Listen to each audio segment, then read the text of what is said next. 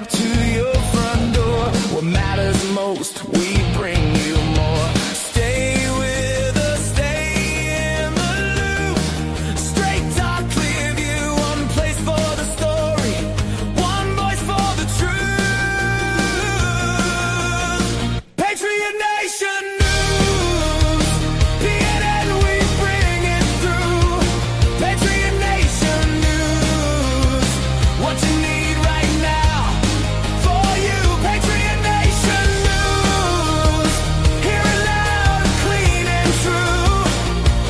PNN, PNN, Patriot Nation News.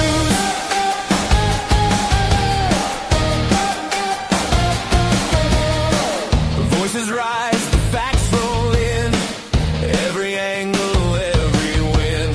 City halls and highway miles. Real lives, real news, real time. Stay with us, stay in the loop. Straight talk, clear view, one place for the story, one voice for the truth. Patriot Nation News, PNN, we bring it through. Patriot Nation News, what you need right now for you. Patriot Nation News, hear it loud, clean and true. PNN, PNN, Patriot Nation News.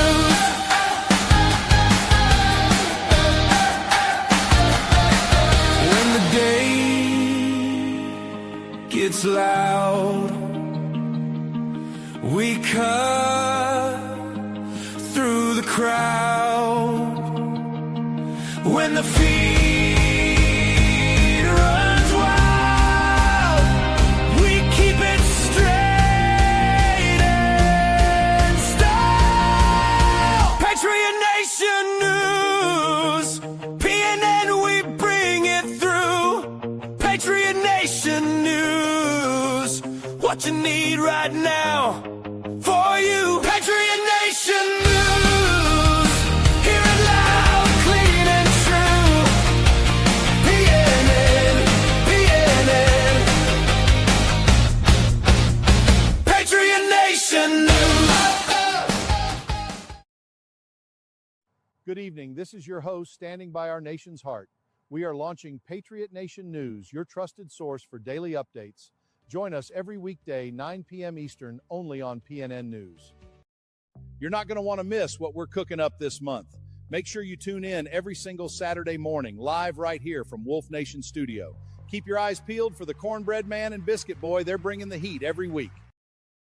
Hey everyone, let's kick off this morning right, yeah? The Cornbread Man Morning Show drops weekdays, 6 a.m. EST, right here with me, your host. Get up, pray up, coffee up. Let's go. Yes, let's go. Get up, coffee up, pray up. Let's actually pray up, then coffee up. You got to pray. You got to get up first, then you got to pray. You're praying before you get up. But the get up means like you're awake. Then you pray. Then you can coffee up. Nothing like that Wolf Nation coffee. To get your day started, hey, it's Dave with PNN News. We've got several stories. The president will be speaking tonight at 9 p.m. This show is going to air just previous or prior to that. So we may come back and do a wrap-up show with that. The president's going to be speaking on election integrity, to my knowledge. And he may, the president usually sometimes touches on 2 or 3 subjects, but that's what we're hearing. All right, let's talk about some news stories here. One of them, pardon me, was the Epic Times. The length of student visas are going to be capped under new Homeland Security rule. The current system gives many students no fixed departure date. They can just stay in school. The new rule says that after 4 years, a student must apply for an extension, meaning, if there's a reason for it, sure. They may be going to medical school or something. But this will get those out of here that have just stayed past. So it will end the longstanding duration of status policy that allowed many foreign students, exchange visitors, and foreign media representatives to remain in the United States without a fixed departure date. Department of Homeland Security announced on July 16th today. The rule established, excuse me, I'll swallow. The rule established fixed admission periods for non-immigrant visa holders in F, J, and I classifications, replacing a system that has been in place since 1978. The DHS stated that the change is intended to strengthen oversight, reduce visa abuse, and increase national security. For nearly half a century, the outdated duration of status system has comprised national security and created an environment ripe for immigration fraud, DHS Secretary Mark Wayne Mullen said in a statement. Quote, by implementing clear, finite limits on these visas, the United States is reclaiming its ability to properly screen, vet, and monitor individuals within our borders. Under the rule, F student visas and J exchange visas can be granted for the length of a participant's academic or exchange program with a maximum stay of 4 years. Those needing additional time must apply for an extension of stay through the Citizenship and Immigration Services, which will include screening, background checks, and fraud reviews. The regulation also reduces the grace period of F1 students after completing their studies from 60 to 30 days and imposes new restrictions on changing academics programs. The rule will take effect 60 days after it's published in the Federal Register. The DHS stated that current FJ and I visa holders have already in the United States under the previous system will automatically transition to the new framework with their authorized stay capped at 4 years from the rule's effective date. So that was some late breaking news today. A couple things from 1819 News in Alabama. Great news. A little bit more about these governor races. There's been an intense fight in Alabama. The Democrats are trying to get Tommy Tuberville kicked off the ballot. This was voted down today by a judge. Circuit Judge Brooke Reed of Montgomery County dismissed a lawsuit challenging Old Ball Coach's residency status. The judge dismissed a lawsuit that was attempting to block the gubernatorial aspirations of U.S. Senator Tommy Tuberville, Republican Auburn.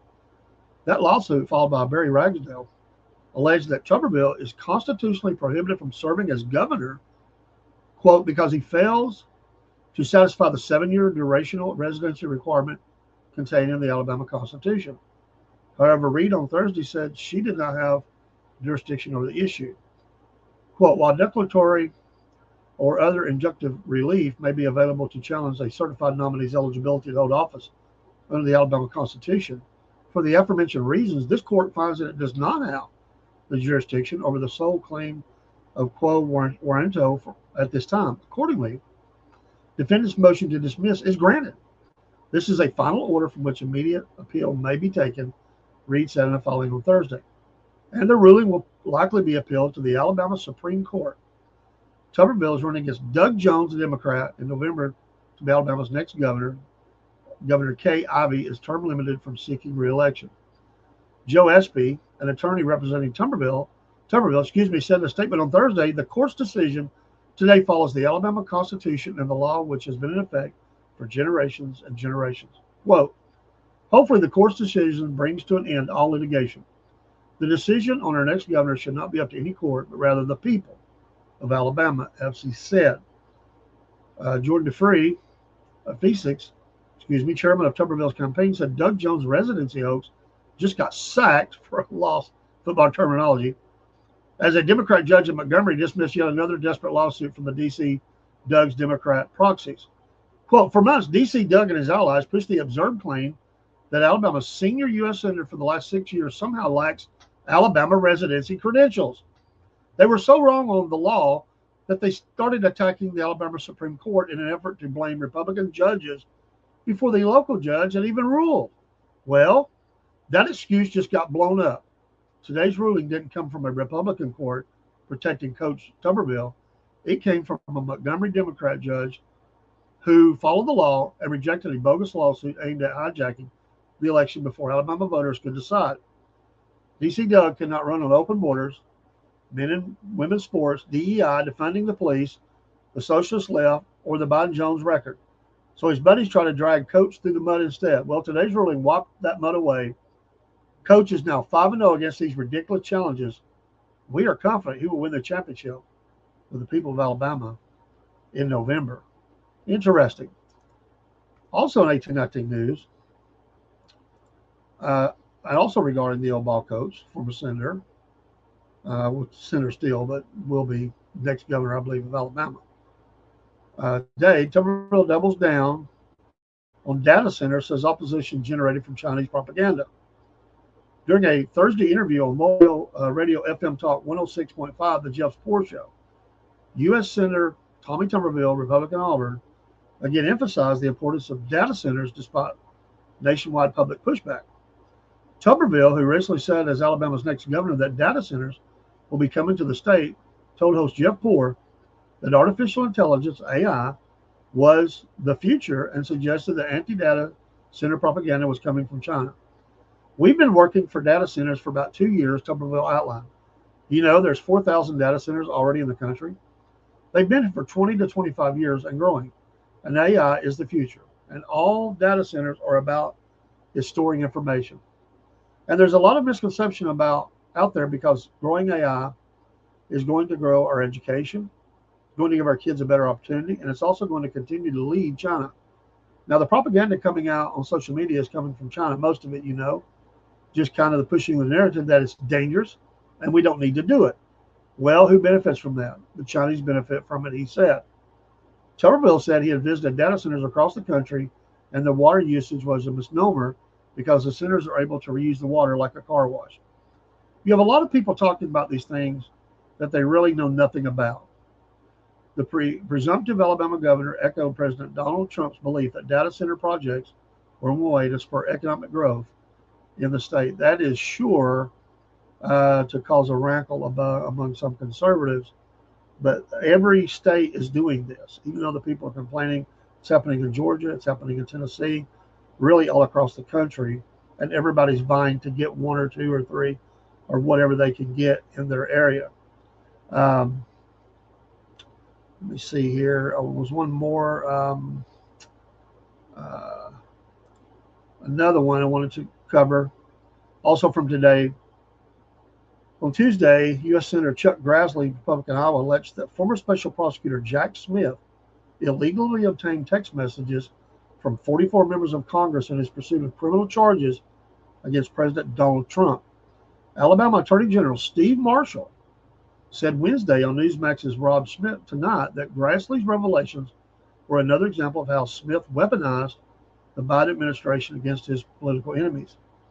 I think you unleash federal investigators and prosecutors to be able to look at what's going on, Marshall said. Look, we've already seen from Senator Grassley a rollout of the effort of Jack Smith and others who were doing the Biden administration's work to be able to look at the records of federal officials. Now, we know it's gone even further, violating protocols against not only what the law requires, but the internal policies of the Department of Justice to weaponize the administration to go after their political enemies.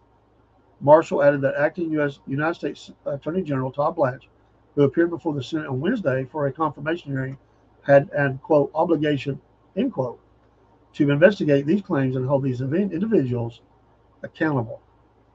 Man, there's so much going on in these news bites. I mean, they're just, it's every day. There's so many. Let me get another one from the area because, you know, this is something that when you get down to human, you know, the human equation and, you know, how people are done sometimes. And that's all on national, a little bit closer to home here, again, in Alabama. Despicable Thomasville Headstone Company owners convicted in theft case. Loved ones of descendants who paid, decedents, who had paid a memorial company for items they never received will get their money back following the business owner's convictions. Anthony Kervin Williams and Teresa Cobb Williams, the owners of Williams Granite Memorials in Thomasville, were convicted on theft charges related to headstones or memorial items that were paid for but never delivered. Teresa Williams pled guilty to 5 felony counts of theft and 2 misdemeanor counts of theft. Anthony Williams pleaded to 9 misdemeanor counts of theft. Attorney General Steve Marshall said the victims would pay in full through restitution totaling over $500,000. Families trusted this business and were deceived, said Marshall. They wanted to memorialize their loved ones with dignity. Instead, their grief was treated not as sacred, but as an opportunity, and they were betrayed. The theft from people mourning the dead is not just a crime, it's despicable. Those who prey on grief will face justice. The couple was arrested last August after an investigation by the Thomasville Police Department and the Attorney General's Consumer Interest Division. Marshall thanked the Clark County District Attorney's Office for their assistance, and that is horrible. Full disclosure, my wife just passed away. I'm waiting on ours to be delivered, and I don't anticipate any problems, but we'll sure be following up on that, just to make sure. Some breaking news today. The House Budget Committee advanced the Save America Act and Reconciliation, which needs just 50 votes plus J.D. Vance in Senate. House Republicans scored another major victory Thursday after the House Budget Committee advanced the Save and Protect America Act through the budget reconciliation process. The House Budget Committee advanced a framework for a third reconciliation bill. Speaker Mike Johnson announced the committee's approval, calling a critical milestone in the Republican effort to enact the Save America Act despite months of Democrat obstruction and Senate procedural roadblocks. The reconciliation strategy is designed to allow the measure to pass the Senate with a simple majority rather than the traditional 60 votes required to overcome a filibuster, although Senate rules will ultimately determine which provisions qualify. Today, the Budget Committee advanced the Save and Protect America Act. This is the next step toward advancing the Save America Act, our party's top legislative priority, Johnson wrote. He also blasted Democrats for refusing to participate in the effort. Quote, Democrats have chosen not to engage on these important issues. Ultimately, they'll have to answer to the American people. Amen.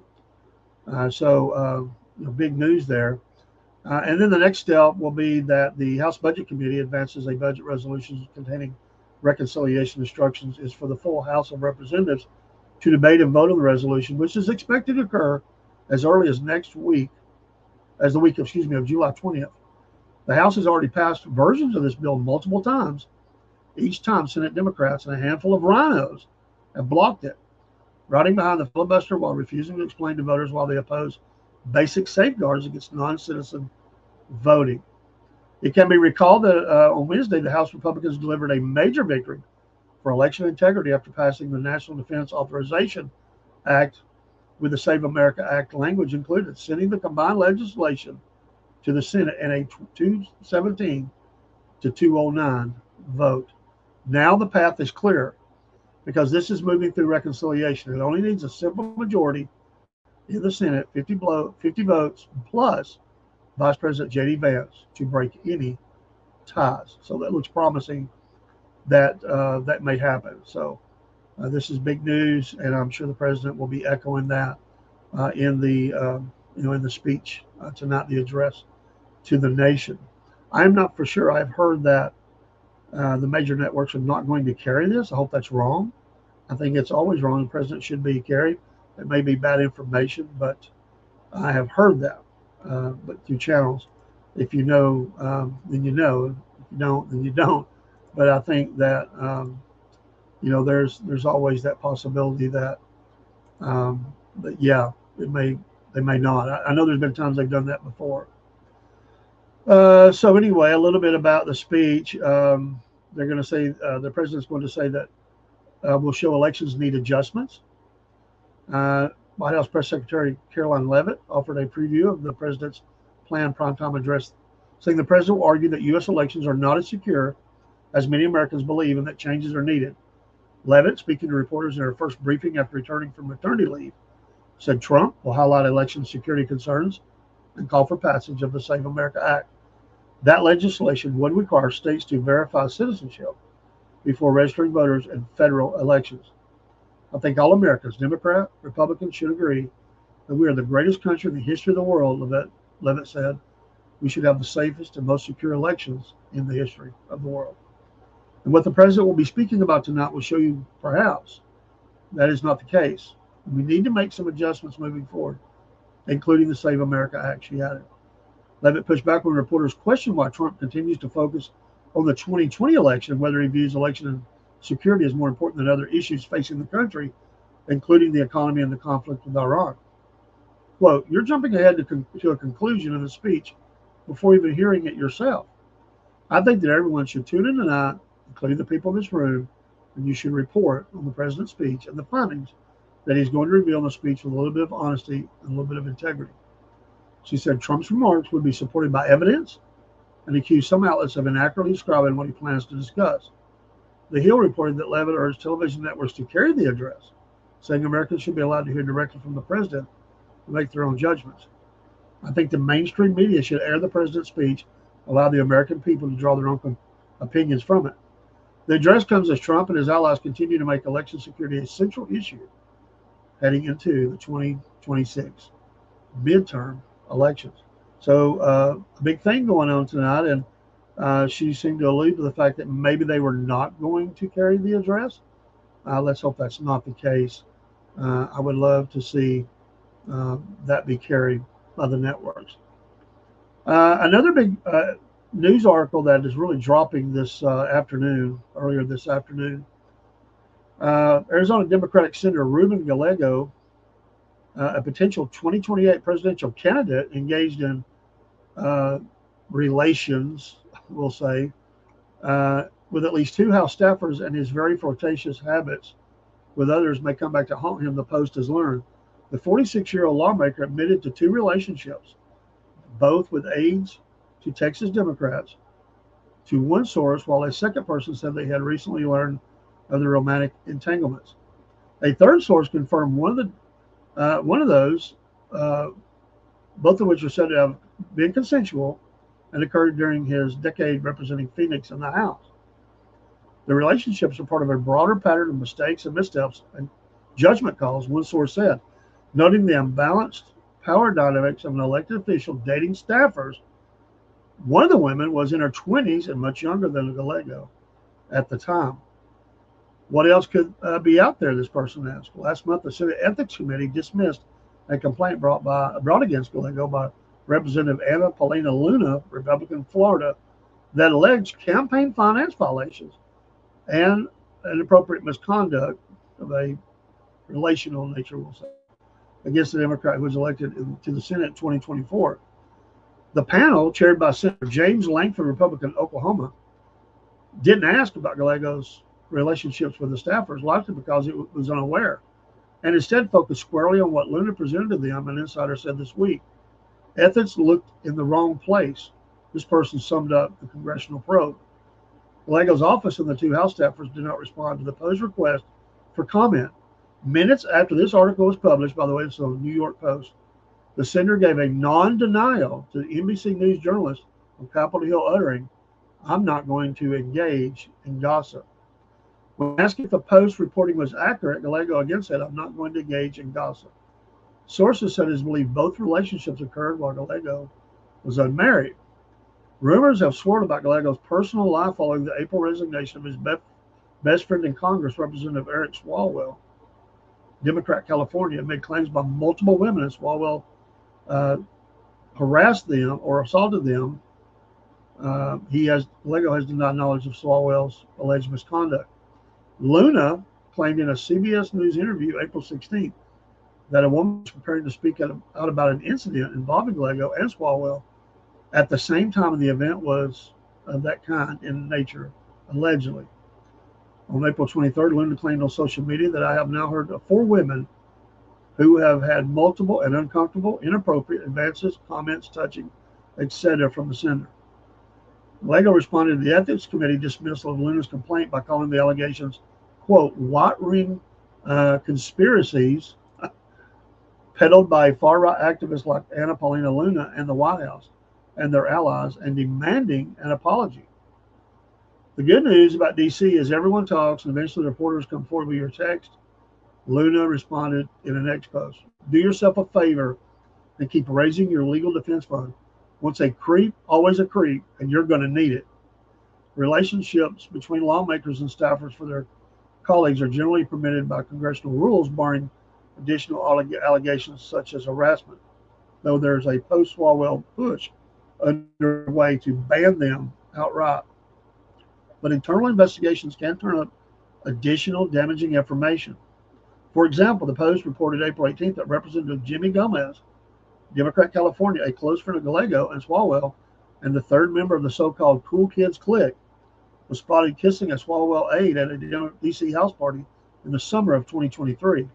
Gomez confessed in June to cheating on his wife after CNN reported that the House Ethics Committee learned of other allegations of sexual misconduct, I wasn't going to say the word, but there it is, against him while investigating the initial Post report. If the Ethics Committee comes back and says, we are opening an investigation, question one for Gallego is, did you ever have relationships with any staffer member during your time in Congress? A source said.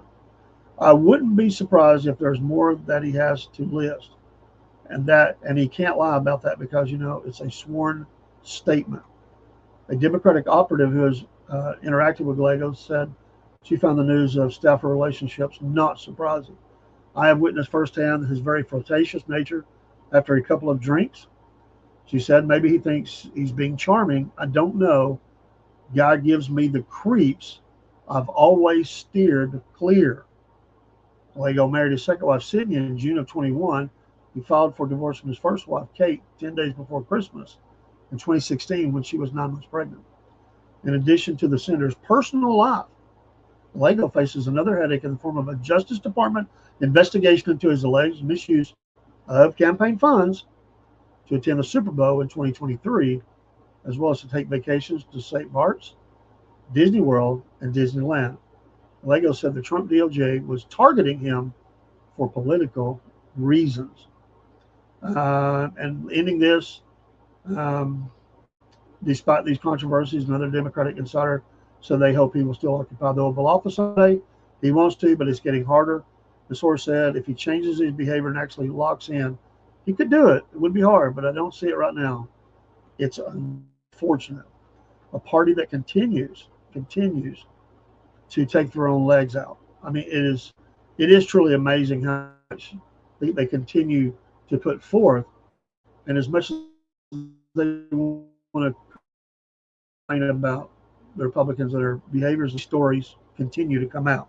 So anyway, that's your news for tonight. I'm going to get off of here and take in the speech. Got a couple things to do before we can do that. I'm going to watch the president's speech. I may have to go to other channels, but I will. Don't need the networks to do that. But it would be unfortunate if they decide not to. This is Dave with PNN News, Patriot Nation Network News. We appreciate you for watching. Take care. God bless.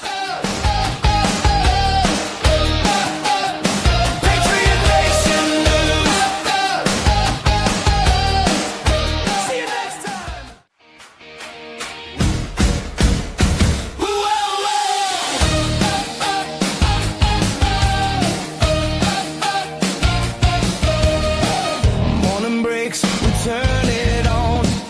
Top stories coming fast and strong. From the map to your front door, what matters most, we